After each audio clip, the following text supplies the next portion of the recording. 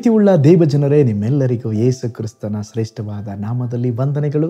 ಈ ನೂತನವಾದ ದಿನದಲ್ಲಿ ನಿಮ್ಮೆಲ್ಲರನ್ನ ನೋಡುವುದರಲ್ಲಿ ನಾನು ಬಹಳ ಸಂತೋಷವುಳ್ಳವನಾಗಿದ್ದೇನೆ. ಶಾಲೋಮ್, ನಿಮಗೆ ಸಮಾಧಾನವಾಗಲಿ. ಈ ದಿನ ದೇವರ ವಾಕ್ಯದ ಜ್ಞಾನಕ್ಕಾಗಿರುವಂಥ ವಿಷಯ ನಂಬಿಕೆಯಿಂದ ಬೇಡಿಕೊಳ್ಳಿರಿ.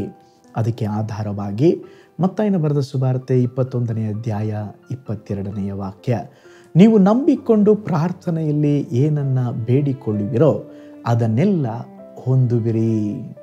ಈಗ ಓದಿದ ವಾಕ್ಯ ಭಾಗದಲ್ಲಿ ದೇವರು ಹೇಳುತ್ತಿದ್ದಾರೆ, ನೀವು ನಂಬಿಕೊಂಡು ಪ್ರಾರ್ಥನೆಯಲ್ಲಿ ಏನೇನು ಬೇಡಿಕೊಳ್ಳುವಿರೋ ಅದನ್ನೆಲ್ಲ ಹೊಂದಿವಿರಂತೆ. ನೋಡ್ರಿ, ನಂಬಿಕೆ ಪ್ರಾರ್ಥನೆ ಒಂದು ದೈವಿಕವಾದಂಥ ಬಲವಾಗಿದೆ. ನಂಬಿಕೆಯು ದೇವರ ಬಳಿಯಿಂದ ದೊಡ್ಡ ಕಾರ್ಯಗಳನ್ನು ತಂದುಕೊಡುತ್ತದೆ. ನಂಬುವವನಿಗೆ ಎಲ್ಲ ಸಾಧ್ಯ ಎಂಬುದಾಗಿ ಸ್ವಾಮಿ ಹೇಳಿದ್ದಾರೆ. ನೀನು ನಂಬಿದರೆ ದೇವರ ಮಹಿಮೆಯನ್ನು ಕಾಣುವಿರಿ ಎಂಬುದಾಗಿ ಸತ್ಯ ವೇದದಲ್ಲಿ ಪದೇ ಪದೇ ನಂಬಿಕೆಯು ಬೋಧಿಸುತ್ತದೆ. ಒಂದು ಸಾರಿ ಒಬ್ಬ ಚಿಕ್ಕ ಹುಡುಗ ಆಕಸ್ಮಿಕವಾಗಿ ಬಾವಿಗೆ ಜಾರಿ ಬಿದ್ದೋಗ್ಬಿಟ್ಟನ್ರಿ. ಆಗ ಊರಿನ ಜನರೆಲ್ಲ ಸೇರಿ ಆ ಹುಡುಗನನ್ನು ಬಾವಿಯಿಂದ ಮೇಲಕ್ಕೆತ್ತಲು ಒಂದು ಹುರಿ ಹಗ್ಗವನ್ನು ಬಾವಿಗೆ ಬಿಟ್ಟರು.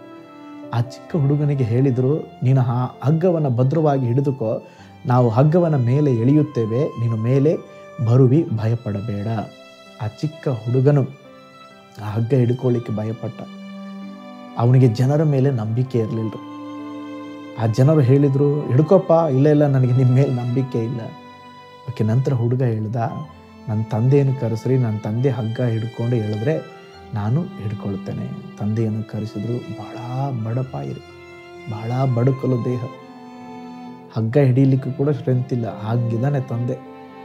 ಆದರೆ ಆ ತಂದೆ ಮೇಲೆ ಮಗನಿಗೆ ಬಹಳ ನಂಬಿಕೆ. ನನ್ನ ಅಪ್ಪ ಹಗ್ಗ ಹಿಡಿದ್ರೆ ಬಿಡೋದಿಲ್ಲ, ಕೊನೆಯವರೆಗೆ ಎಳೀತಾರೆ. ನಂತರ ಅವನನ್ನು ಮೇಲಕ್ಕೆತ್ತಿ ಅವನನ್ನು ಎಳೆದ್ರು. ಅವನ ಮೇಲಕ್ಕೆ ಬಂದ. ನೋಡ್ರಿ, ಆ ಮಗ ತಂದೆ ಮೇಲೆ ನಂಬಿಕೆ ಇಟ್ಟ ಹಾಗೆ ನಾವು ಸಹ ಪರಲೋಕದ ದೇವರ ಮೇಲೆ ಅದೇ ವಿಧದಲ್ಲಿ ನಂಬಬೇಕು. ದೇವರ ವಾಕ್ಯ ಹೇಳುತ್ತದೆ, ನಂಬಿಕೆ ಇಲ್ಲದೆ ದೇವರನ್ನು ಮೆಚ್ಚಿಸುವುದು ಅಸಾಧ್ಯ ಅಂತ. ನಾವು ದೇವರ ಹತ್ರ ಬರುವಾಗ ಯಾವಾಗಲೂ ನಂಬಿಕೆಯಿಂದ ಬರಬೇಕ್ರಿ. ಸತ್ಯವೇದದಲ್ಲಿ ಬಾರ್ತಿಮಾಯನು, ಅವನ ಹುಟ್ಟು ಕುರುಡನು, ಆದರೆ ಅವನು ದೇವರ ಹತ್ರ ಏಸಪ್ಪ ಹತ್ರ ಕೇಳ್ದ. ಅವನಿಗೆ ಬಲವಾದ ನಂಬಿಕೆ ಇತ್ರಿ. ಅವನ ವಸ್ತ್ರವನ್ನು ತೆಗೆದು ಬಿಸಾಕಿ ಯೇಸುವಿನ ಬಳಿಗೆ ಹೋದನಂತೆ. ಇನ್ನು ಮೇಲೆ ಈ ವಸ್ತ್ರ ನನಗೆ ಬೇಕಾಗಿಲ್ಲ, ಇನ್ನು ಮೇಲೆ ನಾನು ಭಿಕ್ಷೆ ಬೇಡುವುದಿಲ್ಲ, ಏಕೆಂತ ಹೇಳಿದ್ರೆ ಕರ್ತನು ನನಗೆ ಬಿಡುಗಡೆಯನ್ನು ಕೊಡಲಿಕ್ಕಿದ್ದಾರೆ. ಆ ವಸ್ತ್ರವನ್ನು ಅವನು ಬಿಸಾಕಿದ್ದು ಅದು ನಂಬಿಕೆಯ ಸಂಕೇತವಾಗಿದೆ. ಆ ದಿನಗಳಲ್ಲಿ ಕುರುಡರಿಗೆ ಒಂದು ಲೈಸೆನ್ಸ್ ಥರ ವಸ್ತ್ರ ಕೊಡ್ತಾ ಇದ್ದರು. ಗಾಡಿಗಳು, ರಥಗಳು ಅಥವಾ ಕುದುರೆಗಳು ಬರುವವರು, ಇವನು ಕುರುಡ ಅಂತೇಳಿ ಅವನಿಗೆ ಡಿಸ್ಟರ್ಬ್ ಮಾಡ್ದಂಗೆ ಮಗಳಿಗೆ ಸರಿದು ಹೋಗ್ತಾ ಇದ್ರು. ಈಗ ಆ ವಸ್ತ್ರವನ್ನೇ ತೆಗೆದು ಹಾಕಿದಂದರೆ ಅವನಿಗೆ ಎಷ್ಟು ಬಲವಾದ ನಂಬಿಕೆ ಇದೆ ನೋಡ್ರಿ.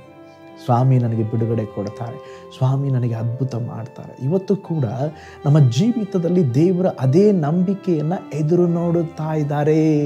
ನೀವು ನಂಬಿಕೆಯಿಂದ ದೇವರ ಹತ್ರ ಏನು ಕೇಳ್ತೀರೋ, ನಂಬಿಕೆಯಿಂದ ನೀವೇನು ಪ್ರೇಯರ್ ಮಾಡ್ತೀರೋ, ನಂಬಿಕೆಯಿಂದ ದೇವರ ಹತ್ರ ಸ್ವಾಮಿ ನನಗಿದು ಮಾಡಿ ಎಂಬುದಾಗಿ ಕೇಳ್ತೀರೋ, ನಿಶ್ಚಯವಾಗಿ ಸ್ವಾಮಿ ನಿಮ್ಮ ಜೀವಿತದಲ್ಲಿ ಅದ್ಭುತವನ್ನು ಮಾಡುವರು.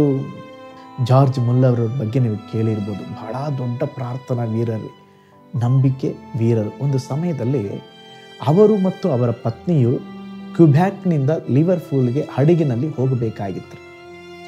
ಆಗ ಅವರ ಪತ್ನಿಗೆ ಸ್ವಲ್ಪ ಹೆಲ್ತ್ ಇಶ್ಯೂ ಇತ್ತು, ಒಂದು ಕುರ್ಚಿ ಬೇಕಾಗಿತ್ತು ಪ್ರಯಾಣದಲ್ಲಿ. ಮುಲ್ಲರ್ ಅವರು ದೇವರ ಬಳಿ ಆ ವಿಜ್ಞಾಪನೆಯನ್ನಿಟ್ಟರು, ಪ್ರೇಯರ್ ಮಾಡಿದರು, ಸ್ವಾಮಿ ನಮಗೆ ಈ ಜರ್ನಿಯಲ್ಲಿ ನನ್ನ ಹೆಂಡತಿಗೆ ಒಂದು ಕುರ್ಚಿ ಬೇಕು, ನಾನು ಕಾಯ್ತಾ ಇದ್ದೇನೆ, ನೀವು ಕಳಿಸಿಕೊಡ್ರಿ, ಅದ್ಭುತ ಮಾಡಿರಿ. ಆದರೆ ಹಡಗು ಹೊರಡಲು ಸಿದ್ಧವಾಯಿತು, ಇನ್ನೂ ಕುರ್ಚಿ ಬಂದಿರಲಿಲ್ಲರಿ. ಮುಲ್ಲರ್ ಅವರ ಹೆಂಡತಿ ಶ್ರೀಮತಿ ಮುಲ್ಲರ್ ಅವರಿಗೆ ಕುರ್ಚಿ ಇಲ್ಲದೆ ಪ್ರಯಾಣ ಮಾಡೋದು ಬಹಳ ಕಷ್ಟ. ಏನು ಮಾಡುವುದೆಂಬುದಾಗಿ ಕಳವಳಗೊಂಡಿದ್ದರು. ಆ ಹಡಗು ಹೊರಡಲು ಇನ್ನೂ ಅರ್ಧ ಗಂಟೆ ಮಾತ್ರ ಬಾಕಿ ಇತ್ತು. ಅಲ್ಲಿ ಕೆಲವರೆಲ್ಲ ಅವ್ರನ್ನ ಕಳಿಸುವುದಕ್ಕೆ ಬಂದಂಥ ವಿಶ್ವಾಸಿಗಳು ಹೇಳಿದರು, ಪಾಸ್ಟರ್ ಒಂದು ಕುರ್ಚಿ ಬೇಕಾದ್ರೆ ನಾವು ತಂದು ಕೊಟ್ಬಿಡ್ತೀವಿ, ತಗೊಳ್ರಿ. ಆಗ ಮುಲ್ಲರ್ ಅವರು ಹೇಳಿದರು, ನನಗೆ ಕುರ್ಚಿ ಬೇಕಂತೇಳಿ ನಿಮ್ಮ ಹತ್ರ ಹೇಳೋದಿಲ್ಲ, ನಾನು ದೇವ್ರ ಹತ್ರ ಹೇಳಿದ್ದೀನಿ, ಅದು ಬರ್ತದೆ. ಬಲವಾದ ನಂಬಿಕೆ, ದೃಢವಾಗಿ ಹೇಳಿದರು. ಅರ್ಧ ಗಂಟೆ ಇತ್ತು, 20 ನಿಮಿಷ ಆಯಿತು, 25 ನಿಮಿಷ ಆಯಿತು, ಇನ್ನೂ 5 ನಿಮಿಷ ಇದೆ. ಮುಲ್ಲರವರ ನಂಬಿಕೆಯಲ್ಲಿ ಕದಲಲೇ ಇಲ್ಲ. ಅವ್ರಿಗೆ ಅದೇ ನಂಬಿಕೆ. ಕೊನೆ ಗಳಿಗೆಯಲ್ಲಿ ಕೂಡ ದೇವರೊಂದು ಅದ್ಭುತ ಮಾಡ್ತಾರೆ. ಇನ್ನೇನು ಹೊರಡುವುದಕ್ಕೆ ಕೆಲವೇ ನಿಮಿಷ ಇತ್ತು. ಒಬ್ಬರು ಓಡಿ ಬಂದು ಅಲ್ಲಿದ್ದಂಥ ಗುಂಪಿನಲ್ಲಿ ಒಬ್ಬರು ಕೇಳಿದ್ರಲ್ಲ, ನಿಮಗೆ ಚೇರ್ ನಾವೇ ತಂದು ಕೊಟ್ಬಿಡ್ತೀವಿ ಪಾಸ್ಟರ್ ಅಂತೇಳಿ. ಅವ್ರ ಹತ್ರ ಕೊಟ್ಬಿಟ್ಟು ಈ ಕುರ್ಚಿಯನ್ನು ಮುಲ್ಲರವರಿಗೆ ಕೊಡ್ರಿ ಅಂತ ಹೇಳಿದ್ರು. ಅವ್ರಿಗೆ ಬಹಳ ಆಶ್ಚರ್ಯ. ಅವರು ಹೋಗಿ ಕೊಟ್ಟರು.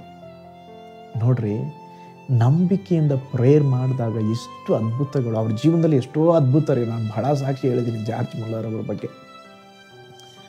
ಅದೇ ವಿಧವಾದ ನಂಬಿಕೆ ನಮಗಿದೆಯಾ? ಒಂದು ಸೆಕೆಂಡ್ ಪ್ರೇಯರ್ ಮಾಡ್ತೇವೆ, ಪರಲೋಕನೇ ಇಳಿದು ಬಂದ್ಬಿಡಬೇಕು. ಆ ಟೈಮಲ್ಲಿ ಏನೂ ಆಗಲಿಲ್ಲ ಅಂದರೆ, ಸ್ವಾಮಿ ನನಗೆ ಕಣ್ಣಿಲ್ವಾ, ಕೈ ಇಲ್ವಾ, ಕಾಲಿಲ್ವಾ, ದೇವ್ರ ಮೇಲೆ ಕೋಪಗೊಳ್ಳೋದು. ದೇವರ ಹತ್ರ ನಂಬಿಕೆ ಪ್ರೇಯರ್ ಅಂತ ಹೇಳಿದ್ರೆ ಕೊಡುವವರೆಗೂ ಕೂಡ ಕಾತುರತೆಯಿಂದ ಕಾಯುವುದು. ದೇವರು ಕೊಡುವವರೆಗೂ ಸಹ ದೇವರು ನನ್ನ ಜೀವನದಲ್ಲಿ ಅದ್ಭುತ ಮಾಡ್ತಾರೆ ಎಂಬುದಾಗಿ ನಂಬುವಂಥದ್ದು. ಹಾಗಾದರೆ ಈ ದಿವಸ ಕೆಲವು ಪರಿಸ್ಥಿತಿಗಳ ಮಧ್ಯದಲ್ಲಿ, ನೀವು ಜಂಜಾಟದ ಮಧ್ಯದಲ್ಲಿ ಇದ್ದೀರಾ, ನಂಬಿಕೆಯಿಂದ ಪ್ರೇಯರ್ ಮಾಡಿ. ಈ ದಿನ ಏಸಪ್ಪ ನಿಮಗೊಂದು ಅದ್ಭುತ ಮಾಡಲಿಕ್ಕಿದ್ದಾರೆ.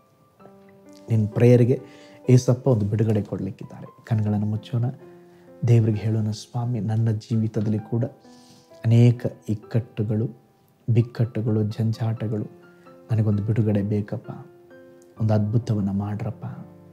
ದೇವರ ಬಳಿ ನಂಬಿಕೆಯಿಂದ ಏನಾದರೂ ವಿಷಯ ಇರೋದಾದರೆ ದೇವರ ಹತ್ರ ನಂಬಿಕೆಯಿಂದ ಕೇಳ್ಕೊಳ್ರಿ. ಏಸಪ್ಪ ಇವತ್ತೊಂದು ಅದ್ಭುತವನ್ನು ಮಾಡಲಿಕ್ಕಿದ್ದಾರೆ. Hallelujah, hallelujah.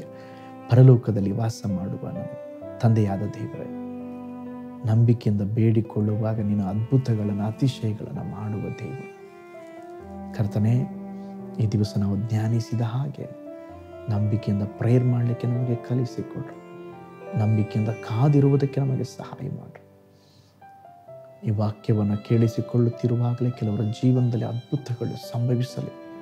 ಅವರ ನಂಬಿಕೆಯನ್ನು ಹೆಚ್ಚಿಸು ಸ್ವಾಮಿ. ಈ ಹೊಸ ದಿನದಲ್ಲಿ ಕೂಡ ಅದ್ಭುತವಾಗಿ ನಮ್ಮನ್ನು ನಡೆಸಲಿ. ಬಲವನ್ನು ಕೊಡ್ರಿ, ಕೃಪೆಯನ್ನು ಕೊಡ್ರಿ. ನಾವು ನಿಮ್ಮನ್ನೇ ನೋಡುತ್ತಾದ ನಿನ್ನ ಜನರನ್ನು ಕೂಡ ಬ್ಲೆಸ್ ಮಾಡ್ರಿ, ಆಶೀರ್ವದಿಸ್ರಿ. ಯೇಸುವಿನ ಹೆಸರಿನಲ್ಲಿ ತಂದೆಯೇ, ಆಮೆನ್. Price the lord. ಹಾಗಾದರೆ ನಂಬಿಕೆಯಿಂದ ಪ್ರಾರ್ಥಿಸ್ರಿ. ನಿಮ್ಮ ಜೀವಿತದಲ್ಲಿ ಕೂಡ ದೇವರು ಅದ್ಭುತ ಮಾಡ್ತಾರೆ. ಈ ಆತ್ಮಿಕ ದೈನಂದಿನ ಧ್ಯಾನಗಳು ನಿಮಗೆ ಆಶೀರ್ವಾದಕರವಾಗಿದ್ದರೆ ಲೈಕ್ ಮಾಡಿರಿ, ಶೇರ್ ಮಾಡಿರಿ, ನಮ್ಮ ಚಾನಲನ್ನು ಸಬ್ಸ್ಕ್ರೈಬ್ ಮಾಡಿರಿ. ವಸ್ತುತ್ರ ನಾಳೆ ಮತ್ತೊಂದು ಆತ್ಮಿಕ ದೈನಂದಿನ ಧ್ಯಾನದಲ್ಲಿ ನಾನು ನಿಮ್ಮನ್ನು ಸಂಧಿಸ್ತೇನೆ. ನಾನು ನಿಮ್ಮ ಪ್ರೀತಿಯ ಸೇವಕ pastor Paul Shari. God bless you.